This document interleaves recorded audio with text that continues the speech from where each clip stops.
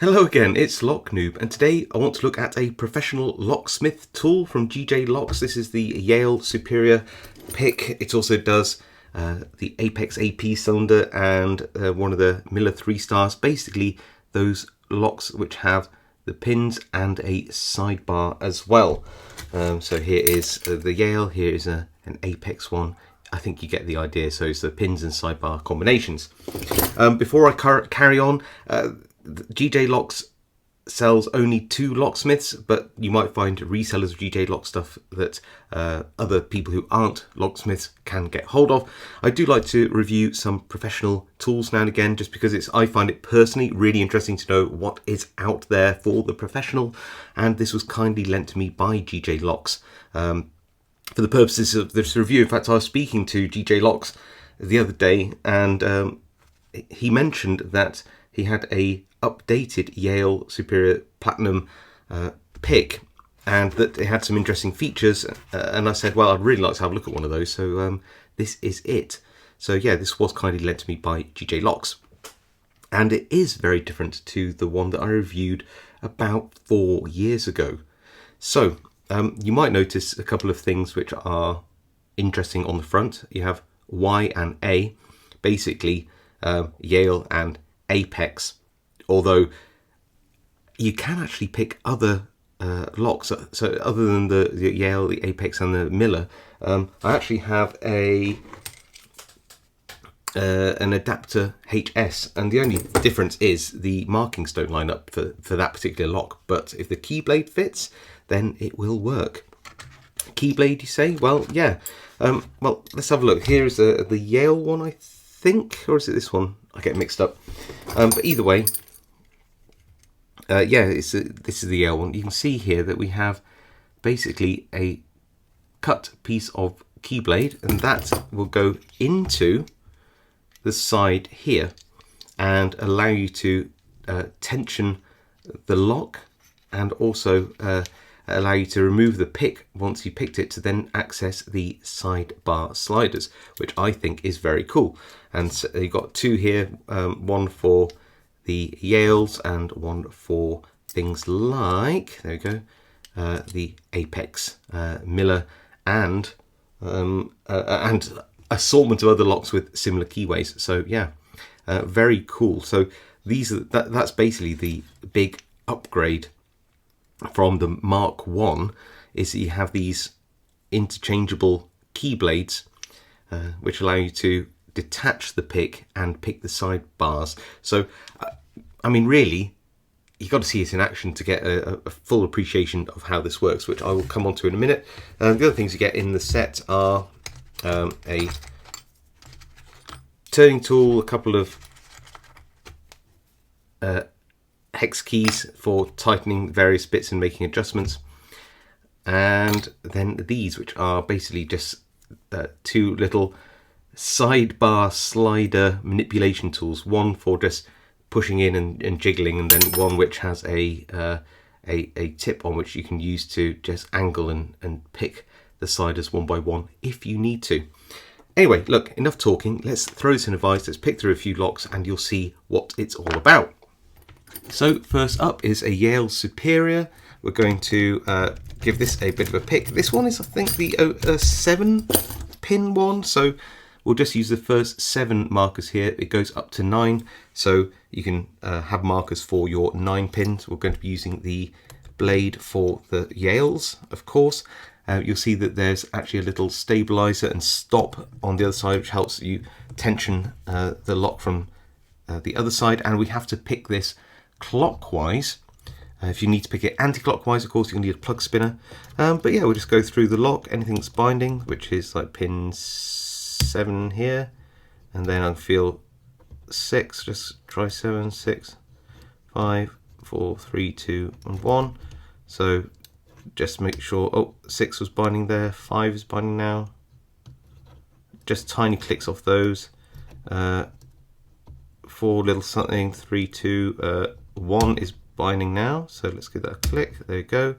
2, 3, 4, 5, 6, 7. I think we are picked, actually. So what we do is we just slide off the whole tool. which feels very weird, but I really like that. We get the sidebar manipulation tool, pop that in, and we just, there you go, done. Now what you can do to make sure that you can turn this all the way around is you can put in the turning tool, and there we go. So next up we have the Apex AP cylinder. This is a very short barrel. I think it's only a 25mm something. So the markings here do align, but you've got to sort of, the first pin is actually marked almost by the front of the tool down here. So we'll need the first bit, which is the correct blade. We will then just pop the tool in.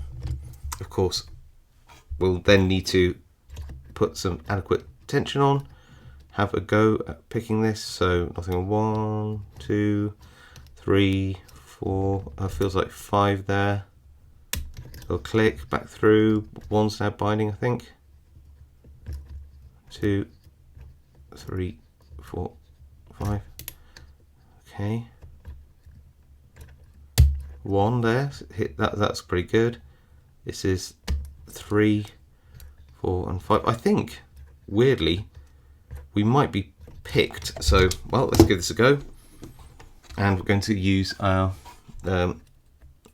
tool, and we're just going to go in, and we're not going to use any sort of big techniques here. We're just going to basically go into the side of the sidebar sliders and just try to get behind them and jiggle them.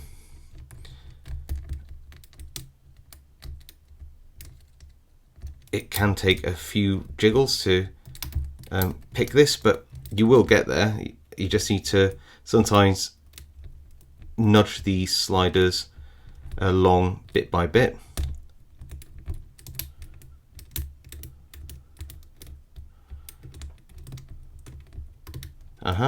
So I can actually feel these moving just ever so closer to being picked as I work my way along the lock, and eventually, there we go, we'll get that open. Now this blade might be long enough that we can do the full 360. There we go, and we're open, so to speak. So I don't have one of the Miller 3 stars, but I do have this Adapter Prime HS, which is very similar to all the other locks with its pins and sliders. The key blade actually matches up very well with the tensioning tip, which is also part of a key blade, and it fits in the lock very well, so I think that's perfectly fine. It isn't listed as a lock you can pick, but if it all fits together, sure, the scales might not line up, but I don't see that as a major problem. So yeah, let's just give it a go, shall we, and see where we get to. So pin 1 already binding. Going to go through. Anything that's giving some resistance, just give it a little click. Over towards the back here, is that 6? Yeah, good. So pin 6, nothing on 7 there, going back through. Wow, some of those pins are really binding heavily. Pin 1 there. Got it.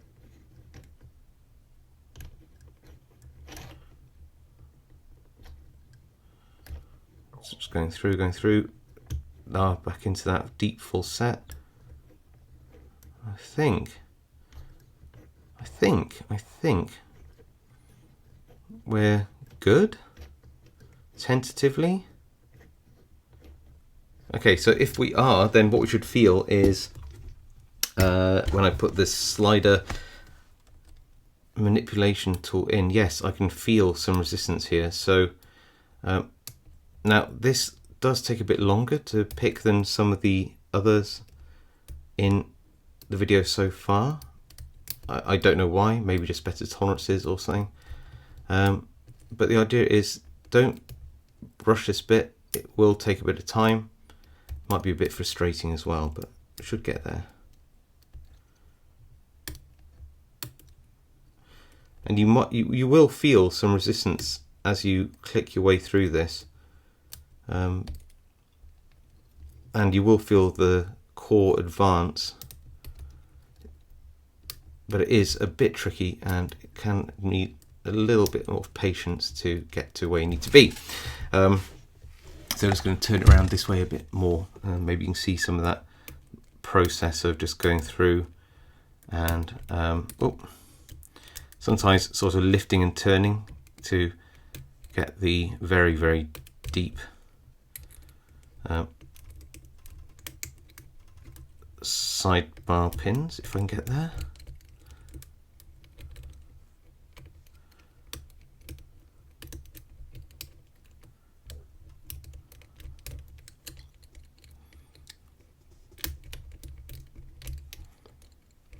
Can be a bit tricky on locks where it doesn't instantly want to go,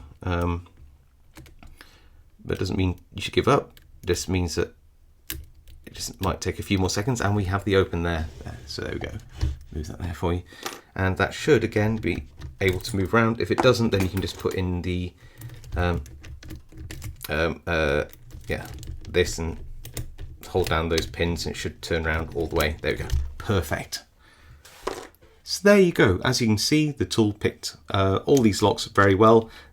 Very much a difference in difficulty in picking the sliders for the sidebar mechanism, and that's entirely dependent on how well the lock is put together and the sidebar bitting and all those kind of things. You just need to be patient and have a little bit of an idea of what you're doing with this type of lock, but as long as you are patient, and you can just wheel the tool up and down until eventually that sidebar will drop and you can open the lock. Yeah, pretty cool. So what I'd like to do now is do sort of pros, cons, and things that that might want to be changed or done differently in the future. So pros, well, it works very, very well, and I think it's a big change from the Mark 1 tool with these tips which you can keep in the lock as you take the rest of the pick off, and that allows you to access the sidebars. I just think that is absolutely brilliant. It's a really cool and innovative solution to a problem which was tricky because to manage otherwise, where you need to sort of keep tension on the lock somehow and then then do the sidebar and stuff. But yeah, this works really well. I like the fact that you can have different blades for different locks, and yeah, it just works really nicely. Everything's put together very well. It's machined really tightly. It's got some really nice detailing there, and I've used this for a couple of hours the other day just practicing and playing around with various locks, and because these are quite large diameter handles and well knurled, and they're not sharp knurling, my hands didn't feel fatigued after using this for a while, because they are quite large diameter. I didn't feel that you needed to put not too much turning force on, because again, the large diameter means you put more torque on the lock already when you're tensioning. So yeah, it just works out really well. Very nice, very clear markings here, and for the Yale and the Apex. So yeah, I mean, overall, it's a well-designed, well-working tool.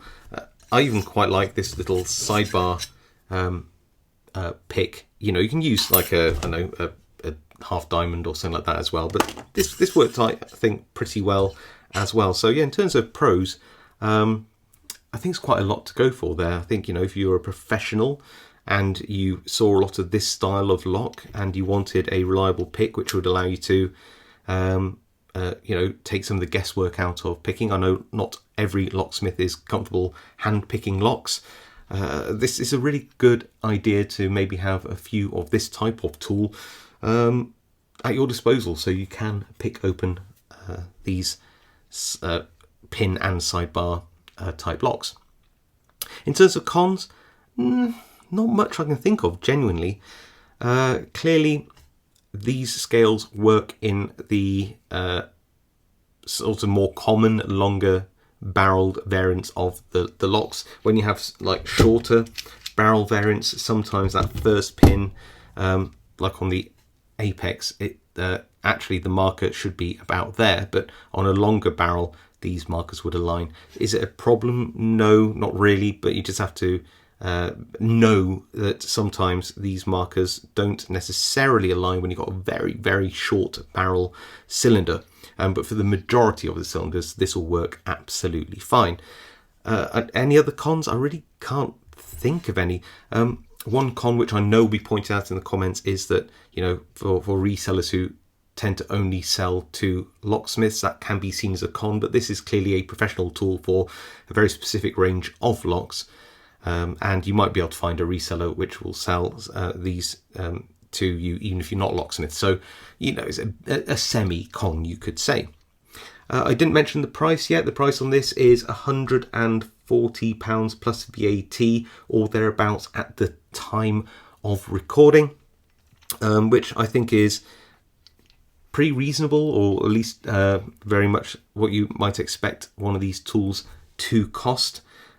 So yeah, there's that, and I'm just trying to think if there's anything about what I might do differently next time or things you might want to change. Well, I'm thinking that one thing that would be good is, I know that there are other locks, like for example this Adapter Prime HS and the Mauer NW4 and the Cavio 3-star, and even though, you know, the blades themselves do sort of fit, I have a feeling that it might be nicer to have separate blades for different locks to make sure that it's a really good fit. And I like the long blades that you can just turn the lock all the way round, as opposed to the shorter blades where you might need to take this out and then finish turning with a turning tool, which will reach to the far back of the cylinder and press down the drive pins so don't get caught up in the keyway.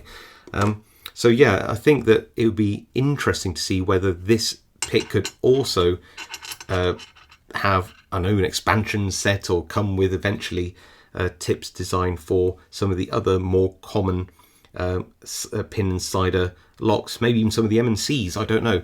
The only thing is, of course, the scales would not align properly. I don't know whether there could be some kind of overlay. Maybe in the future there could be like some magnetic inserts which you can just like snap on and off to give you different scales for different locks. I don't know, I'm just thinking sort of out aloud there, but I do think a pick like this, it has potential to do more than just the Yale Superiors, the Millenicos, the Apex and the Millers. I think that maybe, and again, it depends on the pick depth and all those kind of things, that maybe it won't, but it would definitely be worth investigating whether, like I said, the Adapter Prime, the Cavio, the NW4, the MCs out there might be able to adapt to this lock pick design too. But yeah, that's basically all the things I had to say about this pick. Thank you to GJ Locks for lending this to me. It's really interesting seeing the difference between the Mark 1 and the Mark 2 tool. I'd love to know your thoughts about these professional tools in the comments. Do you like seeing